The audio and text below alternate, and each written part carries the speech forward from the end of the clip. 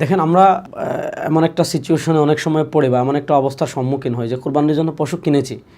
যখন পশু কিনেছি তখন কিন্তু পশু ফিট ছিল, অর্থাৎ কোরবানির যাবতীয় শর্তাবলী তার মধ্যে ছিল। কিন্তু দেখা যাচ্ছে কোরবানির আগে পশুর ভিতর এমন কোনো দুষ্প্রকাশিত হয়েছে যে দুষ্প্রকাশিত হওয়ার কারণে এই পশুটা কোরবানির জন্য আনফিট, মানে কোরবানির যাবতীয় শর্তাবলী এখন আর এই পশুর মধ্যে নেই, এই পশু দ্বারা কোরবানি করা এখন আর যাবে না। এক্ষেত্রে শরিয়ার মাসালা হলো, যে ব্যক্তি পশুটা কিনেছে সে যদি ধনী হয়, অর্থাৎ শরিয়ার ধনী হয়, তার উপর কোরবানি ওয়াজিব, তাহলে সেই পশু দ্বারা কোরবানি করতে পারবে না। বরং এক্ষেত্রে তাকে এটার পরিবর্তনে হয় এটাকে বিক্রি করুক অথবা কোনো মাধ্যমে অন্য পশু দ্বারা তাকে কী করতে হবে, কোরবানি করতে হবে।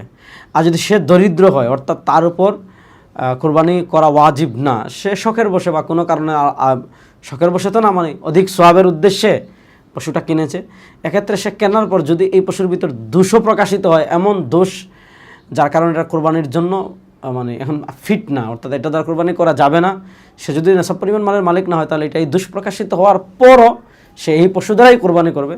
তার জন্য বিকল্প কোনো অপশন বা অন্য কোনো পশু কেনার কোনো প্রয়োজন শরিয়ায় নেই।